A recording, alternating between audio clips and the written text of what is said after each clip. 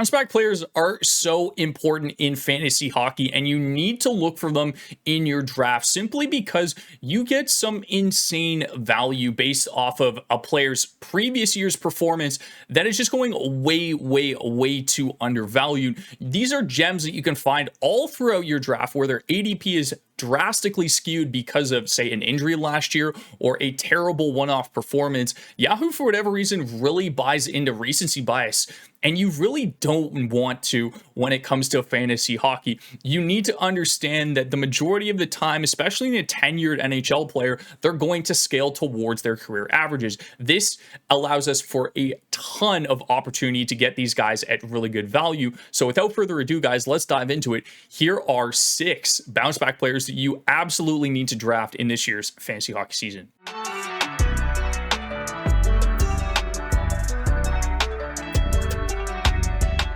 A lot of you aren't going to like this one. I don't know if it's because you hate the Leafs. I don't know if it's because you have a problem with Auston Matthews. Maybe you just don't agree in general, but let's look at this statistically. He shot only 12.6%. He's only done that one other time in the 9 seasons that he's been in the National Hockey League. And in the past 5 years, when he scored less than 45 goals, he's followed it up with a 60-goal season. Now, I'm not saying that that's going to happen this year, but Matthews does by far have the highest goal ceiling out of everybody, and you're getting him at a discount this year where he could return value as the 2nd or 3rd best player in fantasy hockey. Auston Matthews is currently the only player in the NHL that's had multiple 60-goal seasons. If Matthews had followed up his 69-goal season with another 55 or even 60 goals, he would be going in the top 3 of every single fantasy hockey draft. Unfortunately, though, Matthews was injured last year. Now he's going at ADP 8, 8.5, 9, whatever you want to call it. This is his current average ADP for Yahoo. The risk associated to Matthews this year is priced into his ADP. He has an elite shot volume, the highest goal ceiling out of every player in the National Hockey League. Basically gets you around a hit a game and gets you over a block per game.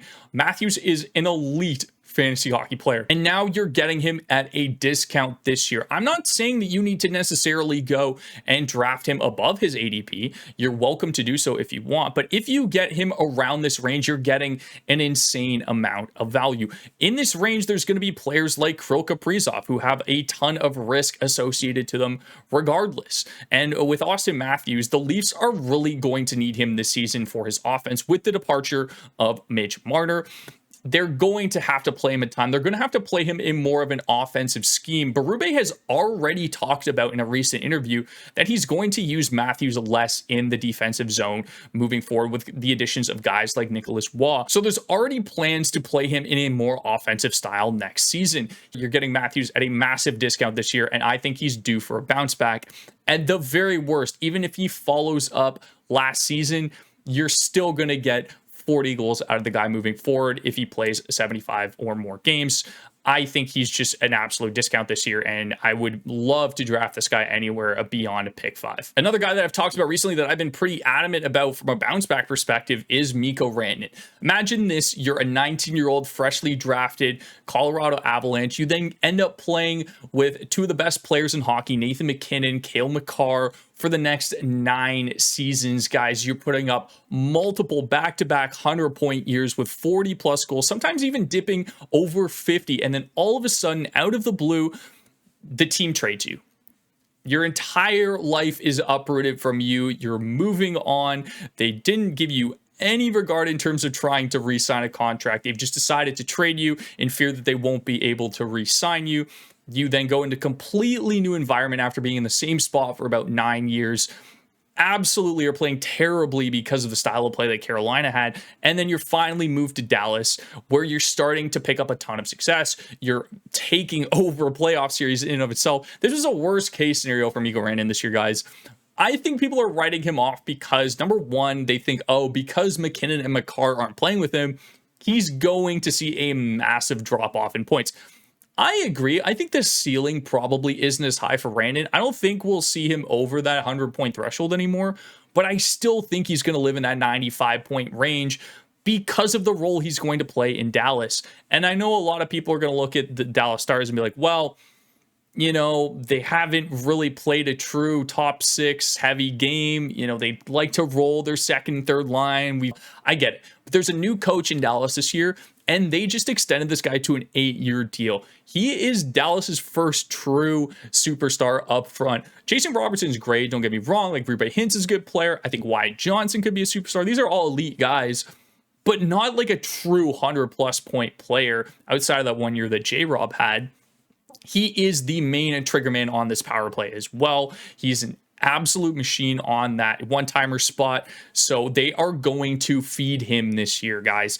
It is going to be completely fine. He's got a very safe floor. He's very, very consistent in terms of his health as well. Plays pretty much almost every game each season. Maybe misses 1 or 2 here on a year-to-year basis, but I just think with the new coach coming in, Rantanen is going to be the main focal point in this offense because they just acquired him. They are going to get him going, and they are going to look for him at a ton of spots at 5-on-5 and on the power play. So for me, given his ADP at ADP 10, normally you would see him in that 7 to 8 range on a regular basis if he was still playing in Colorado.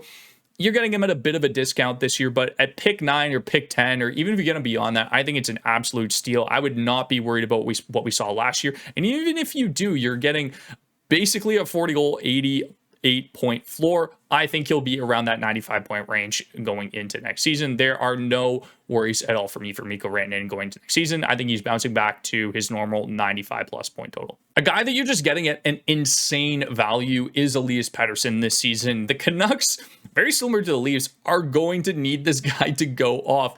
That top 6 looks very thin, and it does, worry me a little bit when it comes to, the environment that Elias Pettersson's in, especially with JT Miller getting moved out, being such a presence on that top power play. But you got to remember, he's still playing with talent around him. He's played with Brock Besser pretty much throughout his entire career. He's got Quinn Hughes on the back end. It's not like he's completely gone and like he's playing on the Islanders or something now, but the Canucks are definitely going to need him. He also shot less than 14% last year. His career average is upwards around 16%, so you'll expect a higher goal total here. I just think that the discount that you're getting with this guy is there's pretty much no risk associated to that at all. You've got Adam Foote coming into the fold as the new coach. They know that they're going to need to get this guy going if they have any hope of making the playoffs this year. So again, very similar to Rantanen, he's going to be a main focal point for this offense. He's also put on a ton of muscle. He went from 176 pounds to 190 now going into this season. So he's bulked up a little bit, which is surprising at a Petty. He's also incredibly durable on top of that. Even at 100, if you were worried about like the weight beforehand, he's missed maybe like 1 to 2 games over the last 3-4 seasons. I just really don't think he's going to be a 60-point guy. I think he's way too talented for that. I think he's going to get back to around a point a game. And at ADP 79, there's pretty much any reason at all that I could think of not to draft this guy. I am very bullish on him. I see people reaching on him and getting him in round 4, which is still, in my opinion, great value based off of what we've seen out of him in the past. And who knows, like he's only 2 years removed from a 100-point season. He had an 80-plus point season the year before. Our projection is pretty conservative right now. We have him around that 70-ish point range, around a point a game. So for me, given the fact that he also has a great peripheral floor on top of that, where he'll get you over a hit a game and he'll get you around a block a game, like it's just such good value for me. Dual position eligible as well. There's no reason why you shouldn't be drafting Elias Pettersson this year. I think he bounces back to his regular self. Speaking of insane value is Zach Hyman at ADP 97. Guys, I've been doing a lot of research into the Oilers, just following McDavid around with his current stature with his contract. This guy is going to go off this year. I know in a previous video I had McKinnon as the best player in fantasy hockey. I think McDavid's going to shoot the puck a ton. I think 60 goals is on the table for him, and I think he is truly going to go nuclear because Zach Hyman is in a great spot just based off of the absolute God mode that we're going to see McDavid go into this year. He really suffered on the power play last year after having at least 15 power play goals in the 2 prior seasons to going to only 6 last year. I don't know what exactly caused that. Oilers fans, maybe leave a comment down below why you think there was such a drop-off on the power play with Hyman. Maybe they were targeting Draisaitl more. Maybe Bouchard was shooting the puck. Whatever the case is, he's very much a net front presence. but I'm not expecting a 50 goal year out of him. If he shoots around 12%, given his shot volume, which is fantastic, by the way, anytime you get a player around 250 shots, that's great floor out of Hyman as well. But if he shoots around 12%, I'm expecting at least over 30 goals, maybe over 35 is possible. Another thing to look into is they decided that they wanted to add some youth to the team this year. They brought in Matt Savoy, they got Isaac Howard out of the mix, but I think that creates a lot of uncertainty in a team that really can't afford to do that. You're bringing in two really young players that don't have a ton of NHL experience and expecting them to play in your top six. I think Zach Hyman is just going to be relied on a ton, especially on a line with Connor McDavid. I think he's in a great spot this year. I think just the floor that he brings is well worth his ADP, given the goal upside as well. The shot volume, along with the hits and blocks, and you get 35 goals out of a guy, is incredible value at ADP 97 going into next season. Now, with the departure of Mitch Marner, it opens up a massive opportunity for Morgan Rielly at ADP 130 this year. He is a power play one defenseman going into next season that you are going to be able to target in the mid to late rounds of your draft, whether it's your D3 or your D4, depending on the competitiveness of your league. He had the lowest shot and point total last season than he's had in the last 4 years. He is definitely going to get slotted back on a power play one this year. I can't imagine a system now without Mitch Marner that the Leafs would go to a 5-man forward power play. It is possible that they could give some other looks to some other defensemen. I know we saw Oliver Ekman-Larsson there last year, but this was also Rielly's first year under the Berube system. So especially when you're trying to switch up the style of play with not only your forwards, but your defense as well, if you look at the makeup of the roster, Rielly is really the only one that is more, I would say, offensively oriented than the rest of the lineup. You've got guys like Tanev, McCabe, even OEL. These guys are all more like defensive, hard-nosed defensemen. So for that reason, I think Rielly is first up to be on that top power play. And if we look at the average over the last 3 years in Rielly's career, 73 games, 55 points, 173 shots, 20 power play points, 86 hits, and 103 blocks. That's a great value for ADP 130. Last year was a bit of a blender for him. Like I said, it was his first year under Berube, plus his wife was pregnant with their first child. So that could be a ton of distraction for you guys. Add that into the blend of the Leafs media and all the pressure around them to perform in the playoffs. It could have been a tough year for Rielly. I know he's not necessarily the youngest guy anymore, but I think 40 points is probably his floor. And all signs point up for Rielly on power play one going into next season. Finally, rounding out our list, guys, we have Joel Eriksson Ek. ADP 135 is insane value for a guy that should still be line one and power play one with Kirill Kaprizov. They decided to hold on to Marco Rossi and re-sign him, and that doesn't necessarily mean that he's going to be that top line center that we saw last year when Jeek went down. He also split time with Jeek on that top power play unit. Once Jeek was back, though, he went right back onto line one and power play one, skating alongside Kirill Kaprizov. He's been a consistent 60-point guy throughout his career. The peripherals, again, are what make him exceptional, is the 250 shots, the 130 hits. He's just a great target for his floor at that point as well. We know we can get centers deep into the draft, and there's no real injury concern. Last year was the first time that we saw him